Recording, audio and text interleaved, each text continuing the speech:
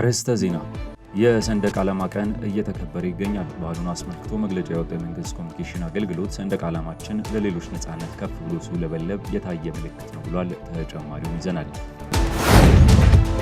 በደሞዝ በጥቅማ ጥቅም ማነስ፣ በሰው ኃይል እጥረትና በሌሎች ተያያዥ ምክንያቶች የህግ ትምህርት ቤቶች የመዘጋት አደጋ እንደተጋረጠባቸው በጥናት ተመላክቷል። በ6 የህግ ትምህርት ቤቶች የተካሄደው ጥናት ተማሪዎች የህግ ትምህርትን ከመምረጥ እየተቆጠቡ መሆናቸውንም ያመላከተ ነው ተብሏል። እንነግራችኋለን። በአዲሱ የውጭ ሀገር የሥራ ስምሪት አዋጅ መሰረት ሰራተኞች ወደ ውጭ ለመላክ ፍቃድ ያገኙ ኤጀንሲዎች የትራንስፖርት አገልግሎት ከሚሰጡ አየር መንገዶች የበረራ ትኬት በቀጥታ እንዳይቆርጡ መከልከላቸው ቅሬታ አስነስቷል። ከትኬት ጋር በተያያዘ ችግርም 14000 የሚደርሱ በሳውዲ አረቢያ ስራ የተገኘላቸው ዜጎች ወደ ስራ ቦታቸው ማቅናት እንዳልቻሉ ተነግሯል። ትሰሙታላችሁ።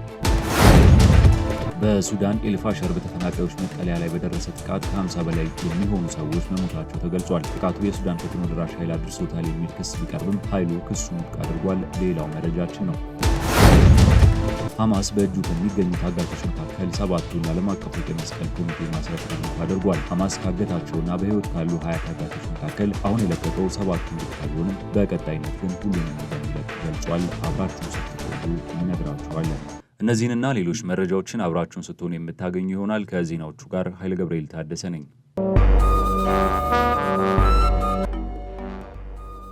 የሰንደቅ ዓላማ ቀን እየተከበረ ይገኛል። በዓሉን አስመልክቶ መግለጫ ያወጣው የመንግስት ኮሚኒኬሽን አገልግሎት ሰንደቅ ዓላማችን ለሌሎች ነጻነት ከፍ ብሎ ሲውለበለብ የታየ ምልክት ነው ብሏል። ይህንን ነጻነት ለማስከበር ቀደምቶቻችን ደም ስጋና አጥንት ገብረዋል ያለው አገልግሎቱ ቀደምቶች ኢትዮጵያን የዓለም የነጻነት ቀንዲል አድርገው አስረክበውናል ብሏል። አሁንም በምድር በአየር በባህርና በሳይበር የኢትዮጵያ ሉዓላዊነት በማስከበር ሰንደቋ የነጻነት ተምሳሌትነቱ እንዲቀጥል የሚተጉ ጀግኖች መኖራቸውንም አክሏል።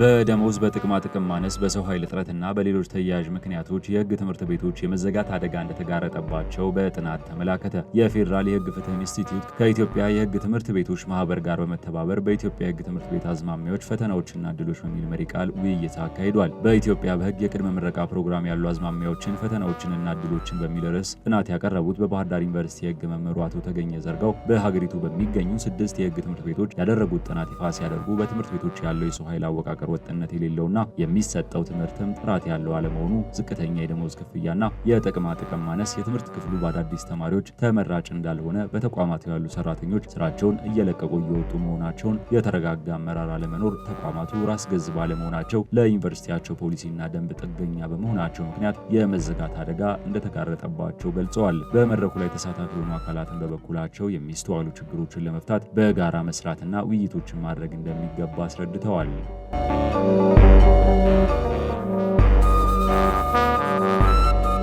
የኢትዮጵያ ብር ከሰሃራ በታች ካሉ የአፍሪካ ደካማ አፈጻጸም ካላቸው ገንዘቦች አንዱ ሆኖ መገኘቱ ተገለጸ። እስከ መስከረም 2025 ድረስ የኢትዮጵያ ብር ከአሜሪካ ዶላር አንጻር ያለው ዋጋ ከ10 በመቶ በላይ ቅናሽ ማሳየቱ ተመላክቷል። በዚህም መሰረት በ2025 ከሚገኙት 21 ደካማ የአፍሪካ ገንዘቦች መካከል የኢትዮጵያ ብር 18ኛ ደረጃ ላይ በመቀመጥ ከመጨረሻዎቹ 3ኛው ደካማ ገንዘብ ሆኗል። ከሰሞኑ የወጣው የዓለም ባንክ ሪፖርት እንደሚያመላክተው በብር ላይ እየጨመረ በመጣው ግፊትና እየሰፋ በመጣው የጥቁር ገበያ ልዩነት ምክንያት የኢትዮጵያ ብሔራዊ ባንክ የማስተካከያ እርምጃዎችን ለመውሰድ ተገዷል። እነዚህ እርምጃዎችም የባንኮችን የውጭ ምንዛሬ ግብይት ክፍያዎችን በይፋ ማሳወቅና መገደብን ያካትታሉ ሲል ካፒታል ዘግቧል። በቅርቡ ኤክስ.ኮም የተሰኘ የምጣኔ ሀብት ተቋም ድረገጽ ባወጣው መረጃ መሰረት የኢትዮጵያ ብር በተከታታይ የዋጋ ቅናሽ የገጠመው ሲሆን ለዚህም የሀገሪቱ ኢኮኖሚያዊ ችግር በተለይም የዋጋ ግሽበት፣ የንግድ ጉድለቶችና የፖለቲካ አለመረጋጋቶች ዋነኛ አስተዋጽኦ አድርገዋል።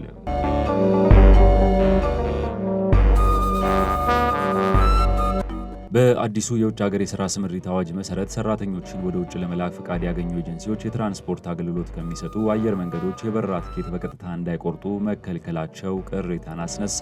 የውጭ ሀገር ስራ አገናኝ ኤጀንሲዎች ወደ ውጭ ለሚልኳቸው ሰራተኞች የበረራ ትኬት መቁረጥ የሚችሉት የስራና ክህሎት ሚኒስቴር በሚያስተዳደረው ማዕከላዊ አሰራር ብቻ ነው የሚል ክልከላ በሚኒስቴሩ ተጥሎባቸዋል። ቅሬታቸውን ለሪፖርተር የገለጹት የውጭ ሀገር ስራ አገናኝ ኤጀንሲዎች የስራና ክህሎት ሚኒስቴር ተግባራዊ ባደረገው የበረራ ትኬት የግዢ ስርዓት ላይ ባሉ እንከኖች የተነሳ አጠቃላይ የውጭ ሀገር የስራ ስምሪት ችግር ውስጥ እየገባ ነው ብለዋል። ካነሷቸው ችግሮች መካከል የበረራ ትኬት ውድነት፣ የተዘረጋው ስርዓት በአግባቡ የተዘረጋ ባለመሆኑ ትኬት ለመቁረጥ አስቸጋሪ እንዳደረገባቸው ገልጸዋል። ከሳውዲ የመጡ ባለሙያዎች ችግሮችን ለመፍታት ከሚኒስቴር መስሪያ ቤቱ ጋር እንደሚነጋገሩ እንደገለጹላቸውም ጠቁመዋል። ሪፖርተር ከሚኒስቴር መስሪያ ቤቱ ምላሽ ለማግኘት ያደረገው ሙከራ እንዳልተሳካ ገልጿል።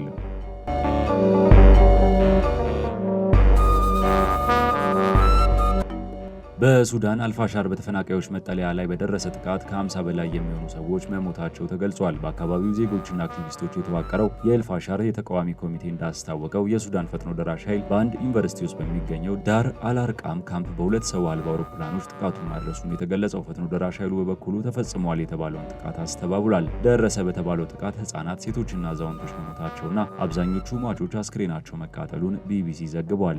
የሱዳን ዶክተሮች ኔትወርክ እንዳስታወቀው በሰው አልባ አውሮፕላኖች ጥቃት 17 ህጻናትን ጨምሮ 57 ሰዎች ሲሞቱ 17 ሰዎች ከባድ ጉዳት ደርሶባቸዋል። በከተማይቱ በሚገኙ ሆስፒታሎች ሕክምና እየተሰጠ ቢሆንም በመጣበቡ ምክንያት በሆስፒታሎች ወለል ላይ ሕክምና እየሰጡ እንደሚገኙ ነው የተገለጸው። በዳርፉር ክልል የሚገኘው የሱዳን ጦር የመጨረሻ ምሽግ ለመቆጣጠር አርኤስኤፍ ላለፉት 17 ወራት ኤልፋሻርን ከቦ መቆየቱ ይታወቃል።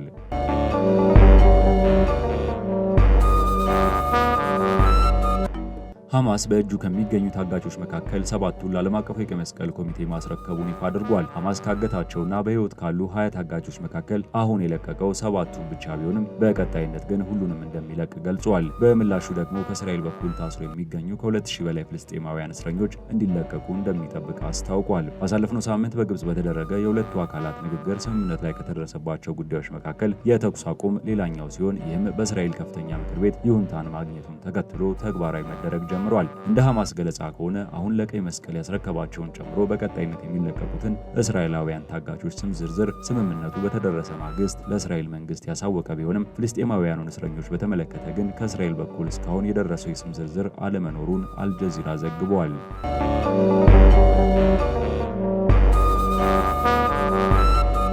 የአሜሪካው ፕሬዚዳንት ዶናልድ ትራምፕ ሩሲያ በዩክሬን ላይ የምታደርገውን ጥቃት የማታቆም ከሆነ ቶማሃውክ የተባለውን የረዥም ርቀት ተምዘግዛጊ ሚሳኤል ለዩክሬን እንደምትሰጥ ተናገሩ። ትራምፕ ከዩክሬን ፕሬዚዳንት ቮሎዲሚር ዜሌንስኪ ጋር በተለያዩ ጉዳዮች ላይ በስልክ ቆይታ ማድረጋቸውን የገለጹ ሲሆን በዚህም ሀገሪቱ የተለያዩ የጦር መሳሪያዎችን ድጋፍ እንዲደረግላት መጠየቋን ጠቅሰዋል። ይህ አሜሪካ ለዩክሬን ሰጠዋል ያለችው ሚሳኤል ለዩክሬን ከፍተኛ ጠቀሜታ ያለው እንደሆነ የተነገረ ሲሆን እስከ 2500 ኪሎ ሜትር የመምዘግዘግ አቅም ያለው ነው። ይህ መሳሪያ ወደ ሩሲያ ዘልቆ ጥቃት ለመፈጸም ዩክሬንን እንደሚያግዝና ርዕሰ ከተማዋን ሞስኮን ጭምር የማጥቃት አቅም ያለው ስለመሆኑ ሮይተርስ ዘግቧል። ሩሲያ የአሜሪካ እርዳታ ጦርነት ይበልጥ የሚያካርር ነው በማለት ገልጸዋለች። የክሬምሊን ቃል አቀባይ የሆኑት ዲሚትሪ ፔስኮቭ አሜሪካ ይህንን ድጋፍ የምታደርግ ከሆነ እጅግ አሳሳቢ እንደሚሆን ጠቁመዋል። ፔስኮቭ ከሩሲያ መንግስታዊ ቴሌቪዥን ጋር ባደረጉት ቃለ ምልልስ አሁን ላይ ይህ የመሳሪያ ድጋፍ ግጭቱ በሁሉም አቅጣጫ መስመሩን ስቶ ወደ ተካረረ ጦርነት የሚያስገባ ነው በማለት ገልጸውታል። ይህ የሚሳኤል የጦር መሳሪያ ወደ ሩሲያ የሚተኮስ ከሆነ ከሚሳኤሉ አንዳንድ አካላት አጥፊ የኒኩለር ቅንጣቶችን የያዘ መሆኑን ነው የምንገነዘበው ሲሉ ቃል አቀባዩ ተናግረዋል። ውድ የሀገሬ ቴሌቪዥን ተመልካቾቻችን የሰዓቱ መረጃዎች እነዚህን ይመስሉ ነበር። ከቀሪ የሀገሬ ቴሌቪዥን መሰናዶች ጋር መልካም ጊዜ